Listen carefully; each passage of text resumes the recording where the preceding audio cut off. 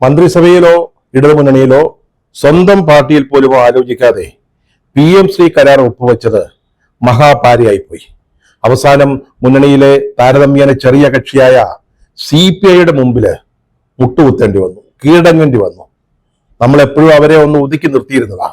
ഇത്തവണ പറ്റിയില്ല. ഇപ്പൊ നമ്മൾ 10,000 കോടി രൂപയുടെ ക്ഷേമ പദ്ധതികൾ പ്രഖ്യാപിച്ചിരിക്കുക. അതുപോലെ തന്നെ കേരളത്തെ അതിദരിദ്രരില്ലാത്ത സംസ്ഥാനമായി പ്രഖ്യാപിച്ചിരിക്കുക. ഇത് രണ്ടും വേറെ പാതകളാകുമോ എന്നുള്ളതാണ് ഇപ്പോഴത്തെ സംശയം. പഞ്ചായത്ത് തെരഞ്ഞെടുപ്പിലും പിന്നെ നിയമസഭാ തെരഞ്ഞെടുപ്പിലും 10 വോട്ട് കിട്ടുമെന്ന പ്രതീക്ഷയിലാണ്, അല്ലെങ്കിൽ അതിലാക്കാക്കിയാണ് ഇപ്പോൾ ഈ 10,000 കോടി രൂപയുടെ പുതിയ ക്ഷേമ പദ്ധതികൾ അവതരിപ്പിച്ചതും കേരളത്തെ അതിദരിദ്രരില്ലാത്ത സംസ്ഥാനമായി പ്രഖ്യാപിച്ചതും. രണ്ടും പുലിവാലാകുന്ന ലക്ഷണമാണ് കാണുന്നത്. കാരണം ഈ 10,000 കോടി രൂപയുടെ ക്ഷേമ പദ്ധതികൾ അത് നടപ്പാക്കണേ 10,000 കോടി രൂപ വേണം. 5ന്റെ കാശ് ഖജനാവിലില്ല. ഇപ്പൊ നമ്മൾ സഹകരണ സംഘങ്ങളെ കൊള്ളയടിക്കേണ്ട അവസ്ഥ വന്നിരിക്കുക. അതുപോലെയാണ് അതിദരിദ്രരില്ലാത്ത സംസ്ഥാനം എന്ന പദവി, അതൊരു വലിയ ബഹുമതിയാണ്. പത്മഭൂഷൺ എന്നൊക്കെ പറയുന്നത് പോലെ കേരളം സ്വയം എടുത്തണിഞ്ഞ ഒരു ബഹുമതി. ആരും തന്നതല്ല, സ്വയം അങ്ങ് ഏറ്റെടുത്തതാ. പക്ഷേ ഇത് സംബന്ധിച്ച കണക്കുകൾ അങ്ങോട്ട് ടാലി ചെയ്യുന്നില്ല. നേരത്തെ എത്ര അതിദരിദ്രരുണ്ടായിരുന്നു, ഇപ്പൊ നമ്മൾ എത്ര പേരെയാണ് അതിദരിദ്ര പട്ടികയിൽ നിന്ന് മുകളിലേക്ക് ഉയർത്തിയത്, ഇതിന്റെ ഒന്ന് കണക്ക് അങ്ങോട്ട് ടാലി ചെയ്യുന്നില്ല, അങ്ങോട്ട് ശരിയാകുന്നില്ല. അത് മാത്രമല്ല, നമ്മൾ ഈ പ്രഖ്യാപനം നടത്തിയതോടെ അന്ത്യോദയ അന്നയോജന പദ്ധതി അനുസരിച്ച് നമുക്ക് കിട്ടിയിരുന്ന റേഷന്റെ സബ്സിഡി ഇല്ലാതാകുമോ എന്നൊരു സംശയം കൂടി ഇപ്പൊ വന്നിരിക്കുക. അങ്ങനെയാണെങ്കിൽ നമ്മുടെ മുഖ്യമന്ത്രി ശ്രീ പിണറായി വിജയൻ നമ്മുടെ MP ഗോവിന്ദൻ മാക്സിന്റെ ഒരു സ്ഥിരം ജ്യോത്സ്യരുണ്ടല്ലോ, മലബാറിലെവിടെയാ, കണ്ണൂർ ജില്ലയിലാണെന്ന് തോന്നുന്നു, പത്രങ്ങളിലേക്ക് അത് വലിയ വാർത്തയായിട്ട് വന്നതാണ്. അദ്ദേഹത്തെ പോയി ഒന്ന് കാണുന്നത് നല്ലതായിരിക്കും. അതായത് പിണറായി വിജയന്റെ കാര്യത്തില് ഇപ്പൊ എന്തോ ചില വശക്കേടുകളൊക്കെ കാണുന്നുണ്ട്. നമ്മൾ ഈ വക ക്ഷേമ പ്രഖ്യാപനങ്ങളും അതിദരിദ്രരില്ലാത്ത കേരളം എന്ന ബഹുമതിയൊക്കെ ആയിട്ട് നാട്ടുകാരുടെ വോട്ട് പിടിക്കാം എന്നൊരു ആഗ്രഹത്തിലിരിക്കുകയായിരുന്നു.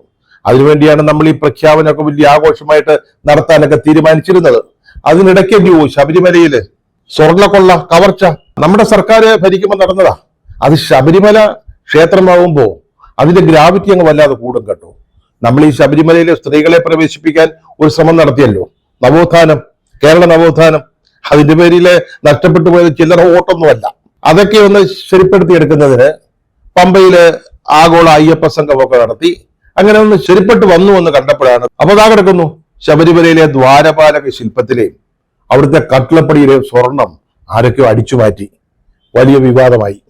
പക്ഷെ അതിന്റെ ബോധക്കേടത് തീർന്നില്ല, അതിപ്പോഴും വളരെ സജീവമായിട്ട് നിൽക്കുക. അപ്പോഴല്ലേ ഈ PMC വിവാദം വരുന്നത്, ആ കരാറിൽ ഒപ്പുവെച്ചത് സംബന്ധിച്ച്. അതിന്റെ പേരില് CPIയുടെ മുമ്പില് നമ്മൾ കീഴടങ്ങേണ്ടി വന്നു. ഇപ്പതാ ആ കീഴടങ്ങലിന്റെ ഒക്കെ ശേഷം നമ്മുടെ MAB പാർട്ടി ദേശീയ ജനറൽ സെക്രട്ടറി അദ്ദേഹം എന്താ പറഞ്ഞത്, ഈ ആലോചന കൂടാതെ, ചർച്ച കൂടാതെ അങ്ങനെ ഒരു കരാറിൽ ഒപ്പിടേണ്ടിയിരുന്നില്ല എന്ന് പറഞ്ഞു. പണ്ടൊന്നും ഇങ്ങനെ ശബ്ദം ഉയർത്തി പറയുന്ന ആളല്ല MAB. നമ്മൾ പറയുന്നത് കേട്ട് നിന്നോളും എന്ന് വിചാരിച്ചിട്ടാണ് ദേശീയ ജനറൽ സെക്രട്ടറി ആക്കാൻ സമ്മതം മൂടിയത്. ഇപ്പൊ ദേശീയ ജനറൽ സെക്രട്ടറി ആയി കഴിഞ്ഞപ്പോൾ അദ്ദേഹം പറയുക ചർച്ച കൂടാതെ ഒപ്പിട്ടത് ശരിയായില്ലെന്ന്. അത് കഴിഞ്ഞിട്ട് കഴിഞ്ഞ ദിവസം CPMന്റെ സംസ്ഥാന സെക്രട്ടേറിയറ്റ് യോഗം ചേർന്നതിന് ശേഷം MP ഗോവിന്ദൻ മാക്സ് എന്താ പറഞ്ഞത്, തെറ്റുപറ്റിപ്പോയെന്ന്. ആലോചന കൂടാതെ മന്ത്രിസഭയിലും മുന്നണിയിലും ചർച്ച ചെയ്യാതെ ഈ കരാർ ഒപ്പുവെച്ചത് തെറ്റിപ്പോയെന്ന് MP ഗോവിന്ദൻ മാഷ് പറയാ. ബേബിയുടെ കാര്യത്തിൽ ഉണ്ടായതുപോലെയാണ് MP ഗോവിന്ദൻ മാഷിന്റെ കാര്യത്തിൽ ഉണ്ടായത്. വേറെ പല സ്ഥാനാർത്ഥികൾ ഉണ്ടായിരുന്നു, എന്നിട്ടും കണ്ണൂരുകാരനല്ലേ, നമ്മുടെ ഒപ്പം നിൽക്കുമല്ലോ എന്ന് കണക്ക് കൂട്ടിയിട്ടാണ് അദ്ദേഹത്തെ സംസ്ഥാന സെക്രട്ടറി ആക്കിയത്. ഇപ്പൊ കഴിഞ്ഞ ദിവസം സംസ്ഥാന സെക്രട്ടേറിയറ്റ് യോഗം ചേർന്നതിന് ശേഷമായി പറയുന്നത്. അതിന്റെ അർത്ഥം എന്തുവാ? സെക്രട്ടേറിയറ്റ് യോഗത്തിൽ ഉണ്ടായ വികാരം അതാണെന്നാ. അവിടുത്തെ ചർച്ചയുടെ ആകത്തുക എന്ന് പറയുന്നത് ഈ ഒപ്പിട്ട് തെറ്റായിപ്പോയെന്നാണ്. അല്ലെങ്കിൽ പിന്നെ ഗോവിന്ദൻ മാഷ് വന്ന് ഇങ്ങനെ പറയത്തില്ലല്ലോ. അപ്പൊ അതിന്റെയൊക്കെ അർത്ഥം എന്താണ്? അതായത് CPMനുള്ളിൽ തന്നെ പിണറായി വിജയനെ ചോദ്യം ചെയ്യുന്ന ഒരു രീതി ഉയർന്നു വരുന്നു എന്നുള്ളത് തന്നെയാണ്. നേരത്തെ ആരും മിണ്ടത്തില്ലായിരുന്നു. ഏതൊക്കെ തീരുമാനമെടുത്താലും ആരെ ഒഴിവാക്കി നിർത്തിയാലും തിരുവായി കിതറുവായില്ലെന്നായിരുന്നു CPMന്റെ അവസ്ഥ.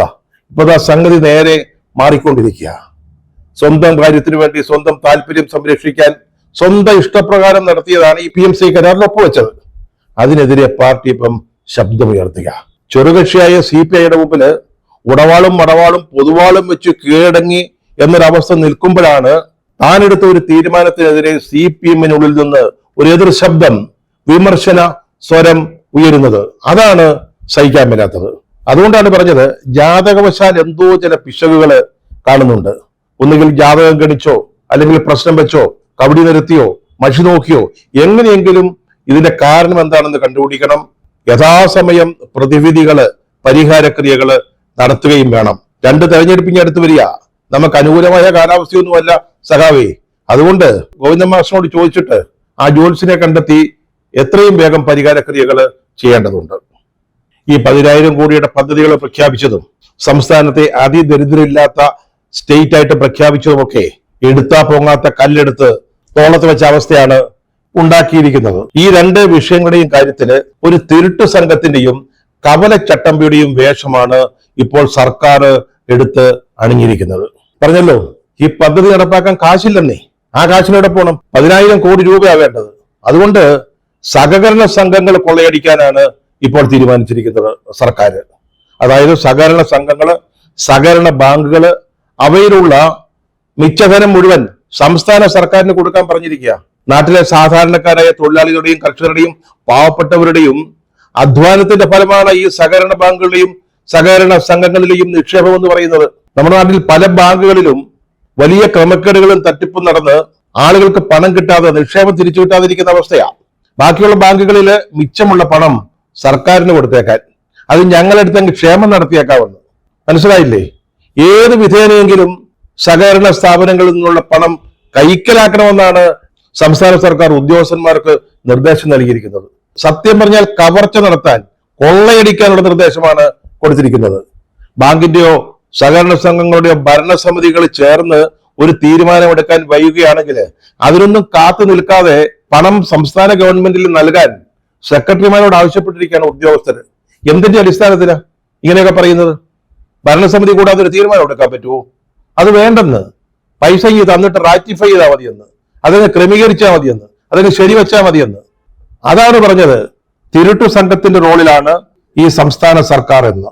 ആദ്യത്തെ ഘട്ടത്തിൽ 2,000 കോടി രൂപ ഇങ്ങനെ ബാങ്കുകളിൽ നിന്ന് സമാഹരിക്കാൻ തീരുമാനിച്ചിരിക്കുക. സാധാരണക്കാരന്റെ പണം, അവന്റെ മക്കളുടെ ഒരു വിവാഹം നടക്കുമ്പോഴോ, അല്ലെങ്കിൽ വീട്ടിലൊരു അത്യാവശ്യം ഉണ്ടാകുമ്പോഴോ, ചികിത്സയ്ക്ക് അല്പം പണമായി വരുമ്പോഴോ ചെന്ന് ചോദിക്കേണ്ട പണം, ചോദിച്ചാൽ കിട്ടേണ്ട പണമാണ് ഇപ്പൊ സംസ്ഥാന സർക്കാരിന് വോട്ട് കിട്ടാൻ വേണ്ടി നടപ്പാക്കാൻ പോകുന്ന പദ്ധതികളുടെ നടത്തിപ്പിന് പിടിച്ചെടുക്കാൻ പോകുന്നത്, കൊള്ളയടിക്കാൻ പോകുന്നത്, കവർച്ച ചെയ്യാൻ പോകുന്നത്. കൂട്ടത്തില് ഏറ്റവും കൂടുതൽ പണം നൽകുന്ന ജില്ലയ്ക്ക് ഒരു സമ്മാനവും തന്നേക്കാവുന്നു. ഒന്ന് ആലോചിച്ച് നോക്കി. സ്വന്തം രാഷ്ട്രീയ താല്പര്യങ്ങൾ സംരക്ഷിക്കുന്നതിന് വേണ്ടി കേരളത്തിലെ സാധാരണക്കാരുടെ ജനം പിടിച്ചു പറിക്കാൻ ഒരുങ്ങയാ. അതെ, നമ്മുടെ പണം പിടിച്ചു പറിച്ചിട്ട് നമുക്ക് പെൻഷൻ തരാമെന്ന്, നമുക്ക് സ്കോളർഷിപ്പ് തരാമെന്ന്. എന്തൊരു ന്യായമാണിത്? അതുപോലെ തന്നെ ഇപ്പൊ ഈ അതിദരിദ്രരില്ലാത്ത സംസ്ഥാനമായിട്ട് കേരളത്തെ പ്രഖ്യാപിച്ചു. ആ പദ്ധതിയുടെ പ്രഖ്യാപനത്തിന്റെ നടത്തിപ്പിനും അതിന്റെ പ്രചാരണത്തിനും പരസ്യം കൊടുക്കാനും സർക്കാരിന്റെ കയ്യിൽ 4 ചെമ്പ് കാശുണ്ടായിരുന്നില്ല. അത് ഈ പാവപ്പെട്ട അതിദരിദ്രർക്ക് വേണ്ടി മാറ്റിവെച്ചിരുന്ന ഫണ്ടിൽ നിന്ന് മോഷ്ടിച്ചെടുക്കുകയാണ് ചെയ്തത് സർക്കാർ. അവിടുന്ന് തട്ടിയെടുക്കുകയാണ് ഉണ്ടായത് സർക്കാർ. അതിദരിദ്ര വിഭാഗത്തിൽപ്പെട്ടവരുടെ ഭവന നിർമ്മാണത്തിന് വേണ്ടി 52.8 കോടി രൂപ മാറ്റിവെച്ചിരുന്നു. അത് അതിനുവേണ്ടിയുള്ള ഫണ്ടാ.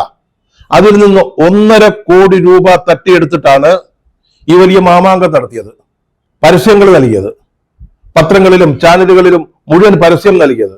എന്തിനു വേണ്ടിയായിരുന്നു? അഗതികളായ ആളുകൾക്ക് വീട് വെച്ചു കൊടുക്കാനുള്ള ഫണ്ടിൽ നിന്ന് 1.5 കോടി തട്ടിയെടുത്ത് ഈ മാമാങ്കം നടത്തിയിട്ട് വലിയ മേയടിക്കുകയാണ് ഈ സർക്കാർ.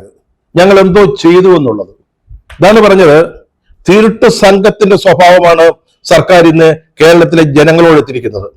ഈ സഹകരണ സംഘങ്ങളിൽ നിന്നും ബാങ്കുകളിൽ നിന്നും പണം തട്ടിയെടുക്കുക എന്ന് പറഞ്ഞാൽ അത് കേരളത്തിലെ സാധാരണ ജനങ്ങളോടുള്ള ഒരു വെല്ലുവിളിയാണ്.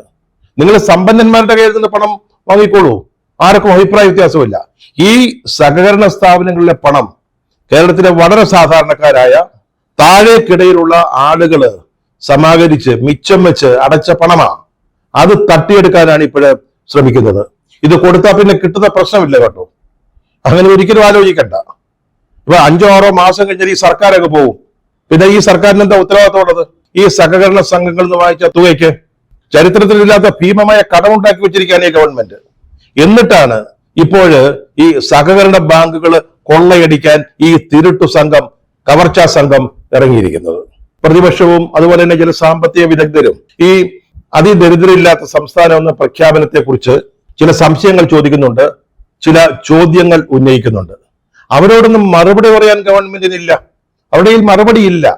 അപ്പം ഗോവിന്ദൻ മാഷ് അടക്കമുള്ള നേതാക്കള്, മന്ത്രി MP രാജേഷ് അടക്കമുള്ളവര് ഇവരുടെ നേരെ കവരച്ചട്ടപ്പിയുടെ രീതിയിലാണ് സംസാരിക്കുന്നത്. ഗോവിന്ദൻ മാഷ് കഴിഞ്ഞ ദിവസം പറഞ്ഞത് ഈ വിദഗ്ധർ കള്ളം പറയുന്നവരാണെന്ന. പ്രതിപക്ഷ നേതാവിനെ വിമർശിച്ച കൂട്ടത്തിൽ അദ്ദേഹം ഇങ്ങനെയാണ് പറഞ്ഞത്: കള്ളം പറയാൻ ഒരു പ്രതിപക്ഷ നേതാവും അതിനൊപ്പം നിൽക്കാൻ ചില വിദഗ്ധരും എന്നാണ് പാർട്ടി സംസ്ഥാന സെക്രട്ടറി പറഞ്ഞത്. നമുക്കറിയാമല്ലോ, ഇവിടെ എഴുത്തുകാര്, ബുദ്ധിജീവികള്, സാമൂഹിക പ്രവർത്തകര്, സാമ്പത്തിക വിദഗ്ധര്, ഇവരൊക്കെ ഇടതുപക്ഷത്തെ താങ്ങിയാൽ, അവരെ പിന്തുണച്ചാൽ അവരെല്ലാം നല്ല കുഞ്ഞുങ്ങളാ, അമ്പോറ്റികളാ. അവരൊക്കെ കുഞ്ഞു വേറെ ആളുകളില്ല. അതേസമയം ഒരു ചെറിയ കാര്യത്തിലെങ്കിലും വിമർശനം ഉന്നയിച്ചാൽ അവരെ ശത്രുക്കളായിട്ട് ചാപ്പ കുത്തും. അതാണ് CPM-ന്റെ രീതി.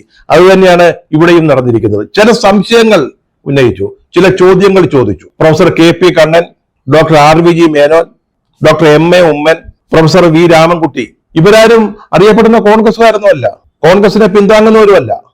അവരാണ് അവരുടെ അറിവിന്റെ അടിസ്ഥാനത്തിൽ ചില കാര്യങ്ങൾ ചോദിച്ചത്. പ്രതിപക്ഷ നേതാവും AICC ജനറൽ സെക്രട്ടറി KC വേണുഗോപാലൊക്കെ സംശയങ്ങളും അല്ലെങ്കിൽ വിമർശനങ്ങളും ഉയർത്തിയിട്ടുണ്ട്. അത് രാഷ്ട്രീയമാണെന്ന് കരുതുക, അവരെ നമുക്ക് മാറ്റി നിർത്താം. പക്ഷേ RVG മേനോനെ പോലെയുള്ള, അല്ലെങ്കിൽ പ്രൊഫസർ കണ്ണനെ പോലെയുള്ള, അല്ലെങ്കിൽ നേരത്തെ പേര് പറഞ്ഞ ആളുകളെ പോലെ എല്ലാവരും അംഗീകരിക്കുകയും ബഹുമാനിക്കുകയും ചെയ്യുന്ന വിദഗ്ധർ പറയുന്ന അഭിപ്രായങ്ങളെ പോലും കള്ളമായിട്ടാണ് CPM-ന്റെ സംസ്ഥാന സെക്രട്ടറി പറയുന്നത്. കുറെ കോടികൾ മുടക്കി തിരുവനന്തപുരത്തെ സെൻട്രൽ സ്റ്റേഡിയത്തിൽ ഒരു പ്രഖ്യാപന മാമാങ്കം അങ്ങ് നടത്തി കഴിഞ്ഞാൽ കേരളത്തിലെ മുഴുവൻ ജനങ്ങളും അതങ്ങ് വിശ്വസിച്ചേ പറ്റൂ എന്നാണ് CPM-ന്റെ ഒരു നിലപാട്. വിശ്വസിക്കാത്തവരെല്ലാം കള്ളന്മാരാ, മനസ്സിലായില്ലേ? അങ്ങനെയല്ല ശ്രീ പിണറായി വിജയൻ, അങ്ങനെയല്ല ശ്രീ MP ഗോവിന്ദൻ മാഷ്. സംശയം കൊണ്ട് ചോദിക്കും, പ്രതിപക്ഷം ചോദിക്കും, ഇതിനെപ്പറ്റി വിവരമുള്ളവർ ചോദിക്കും, നിങ്ങൾ മറുപടി പറയാ വേണ്ടത്. ഇതൊക്കെ തട്ടിപ്പ് എന്ന് വിളിച്ചു പോകരുതെന്നാണ് നമ്മുടെ MP രാജേഷ്. അദ്ദേഹമാണ് കേരളത്തെ ഈ അതിദരിദ്രരില്ലാത്ത സംസ്ഥാനമാക്കി ഉയർത്തിയ ആള്. അദ്ദേഹം അങ്ങനെയാ പറയുന്നത്. നിങ്ങൾ എന്തിനാണ് ഇങ്ങനെ അന്തവും കുന്തവും ഇല്ലാതെ വിമർശിക്കുന്നത്? ചോദ്യങ്ങൾക്ക് മറുപടി പറയൂ, ആ സംശയങ്ങൾ തീർത്തു കൊടുക്കൂ. അപ്പൊ ആരും വിമർശിക്കത്തില്ല. അതാണ് ചെയ്യേണ്ടത്. അല്ലാതെ കാടടച്ചിട്ട് നിങ്ങൾ ഈ വിമർശിക്കുന്നതൊക്കെ ഒരു തട്ടിപ്പാണ്, പോക്കണം കേട്ടാണെന്നൊക്കെ പറഞ്ഞിട്ട് എന്താ കാര്യം? ഇവിടെ നേരത്തെ പറഞ്ഞ വിദഗ്ധന്മാരടങ്ങുന്ന ഒരു സംഘം നേരത്തെ ഒരു പ്രസ്താവന, സംയുക്ത പ്രസ്താവനയിൽ ഇതിനെപ്പറ്റി ചില സംശയങ്ങൾ ഉന്നയിച്ചിരുന്നു. ഇന്നിപ്പോ പ്രൊഫസർ KP കണ്ണൻ വിശദമായ ഒരു ലേഖനം എഴുതിയിട്ടുണ്ട്. അതിൽ അദ്ദേഹം ചോദിക്കുന്ന ഒരു പ്രധാന കാര്യം ഈ പ്രസ്താവനയിലുള്ളത് തന്നെയാണ്. പക്ഷേ മന്ത്രിയും CPM സംസ്ഥാന സെക്രട്ടറിയും അവരെയൊക്കെ വിമർശിക്കുന്നതുകൊണ്ട് വീണ്ടും ഒന്ന് ഇവിടെ ഓർമ്മിപ്പിക്കുക. അദ്ദേഹം ചോദിക്കുന്ന എന്താ, നിങ്ങൾ ഏത് സർവേ അല്ലെങ്കിൽ ഏത് പഠനത്തിന്റെ അടിസ്ഥാനത്തിലാണ് കേരളത്തിലെ അതിദരിദ്രരായ ആളുകളെ കണ്ടെത്തിയത്? ഇതൊരു ബൃഹത്തായിട്ടുള്ള സർവേ നടത്താതെ, വൻതോതിൽ വിവരശേഖരണം നടത്താതെ കേരളത്തിലെ അതിദരിദ്രരെ കണ്ടെത്തുക അത്ര എളുപ്പമല്ല. അങ്ങനെയൊന്നും നടന്നിട്ടുണ്ടോ? അങ്ങനെയൊന്നും നടക്കണമെങ്കിൽ ആസൂത്രണ ബോർഡ് അറിയണം, അവരുടെ സഹായം വേണം, അവരുടെ പിന്തുണ വേണം, നമ്മുടെ സ്റ്റാറ്റിസ്റ്റിക്കൽ ഡിപ്പാർട്ട്മെന്റ് അറിയണം.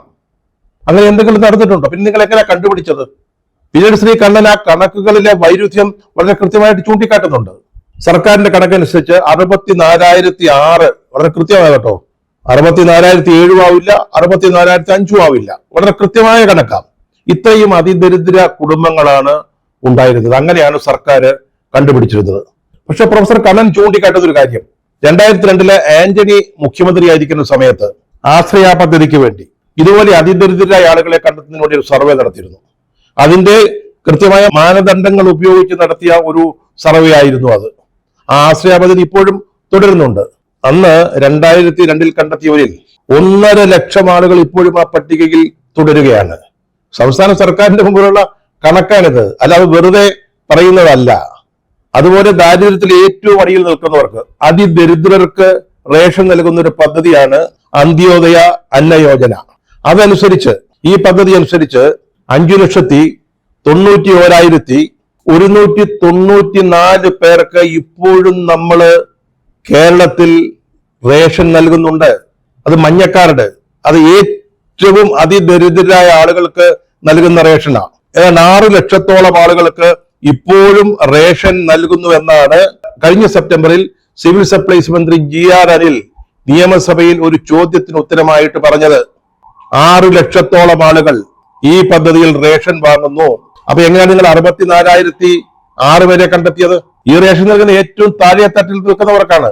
അത്തരത്തിലുള്ള 6 ലക്ഷം പേരുണ്ടെന്ന് സർക്കാർ കണക്കുകൾ തന്നെ, സർക്കാരിന്റെ കണക്കായിട്ട് മന്ത്രി നിയമസഭയിൽ അവതരിപ്പിച്ച ഉത്തരത്തിൽ പറയുന്നു. അപ്പൊ ഈ ബാക്കി ജനങ്ങളോടെ പോയി? ഇതേ കണക്കിന് പ്രതിപക്ഷ നേതാവ് വി ഡി സതീശനും പൊതുസമൂഹത്തിന് മുമ്പിൽ വെച്ചിട്ടുണ്ട്. അദ്ദേഹം പറയുന്ന മറ്റൊരു കാര്യം, 2021 തെരഞ്ഞെടുപ്പിൽ ഇടതുപക്ഷ മുന്നണി പുറത്തിറക്കിയ പ്രകടന പത്രികയിൽ അതിദരിദ്രരുടെ പട്ടികയിൽ 4.5 ലക്ഷം ആളുകൾ ഉണ്ടെന്നും അവരെ ആ അവസ്ഥയിൽ നിന്ന് ഉയർത്തുമെന്നും വാഗ്ദാനം ചെയ്തിട്ടുണ്ട്. ഇപ്പോഴത്തെ സർക്കാരിന്റെ 4 കൊല്ലം തീരുകയാ. അപ്പൊ ഈ 4.5 ലക്ഷം എന്ന് പറഞ്ഞ കണക്ക് ഇപ്പൊ എവിടെ പോയി? പ്രതിപക്ഷം അതാ ചോദിക്കുന്നത്. നിങ്ങൾ കണക്കുകളെങ്കിലും ഒന്ന് ടാലി ചെയ്തു തരൂ, ഞങ്ങൾക്കൊന്ന് കാണിച്ചു തരൂ, ഞങ്ങൾ വിശ്വസിക്കാം. പറഞ്ഞില്ല, ഇവരെങ്ങനെയാണ് 64,006 പേരെ കണ്ടെത്തിയത്? ആശ്രയ പദ്ധതിയിലെ 1 ലക്ഷം അവിടെ കിടക്കുന്നു.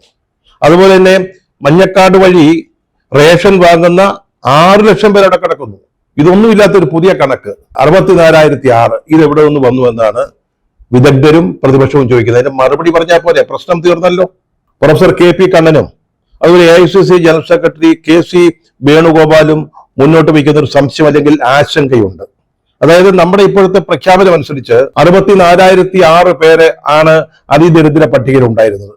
അവരെ മുകളിലേക്ക് ഉയർത്തി, ആ തലത്തിൽ നിന്ന് അടുത്ത തലത്തിലേക്ക്, ദരിദ്രർ വെറും ദരിദ്രർ എന്നായിരിക്കാം, അങ്ങനെയാണല്ലോ നമ്മൾ മനസ്സിലാക്കേണ്ടത്, ആ പട്ടികയിലേക്ക് ഉയർത്തി. അപ്പൊ കേന്ദ്ര ഗവൺമെന്റ് പറയുക, ഈ 64,006 പേർക്കുള്ള റേഷൻ സബ്സിഡി ഞങ്ങൾ നിർത്തുകയാണ്.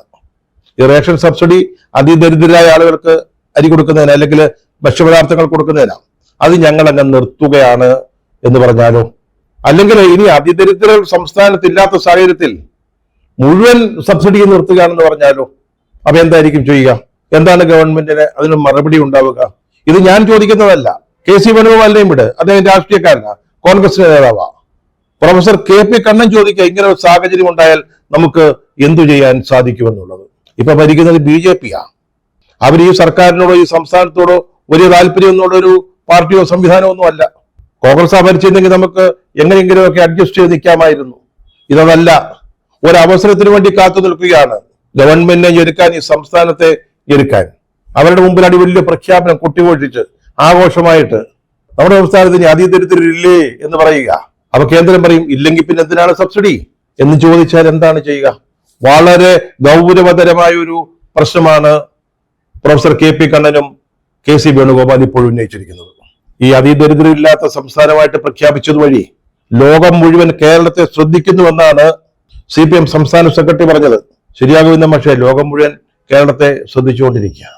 അത് പക്ഷേ ഈ ഒരു പ്രഖ്യാപനത്തിന്റെ പേരിലൊന്നും അല്ല, ശബരിമലയുടെ പേരില്ല. ലോകത്തെ തന്നെ ഏറ്റവും പ്രധാനപ്പെട്ട തീർത്ഥാടന കേന്ദ്രങ്ങളിൽ ഒന്ന്, ലക്ഷക്കണക്കിന് ആളുകൾ പ്രതിവർഷം തൊഴാനെത്തുന്ന ഒരു സ്ഥലം, പുണ്യ കേന്ദ്രം, അവിടുത്തെ സ്വർണം വലിയ തോതിൽ കവർ ചെയ്യപ്പെട്ടു. അതാണ് ഇപ്പോൾ ലോകം ശ്രദ്ധിച്ചുകൊണ്ടിരിക്കുന്നത്.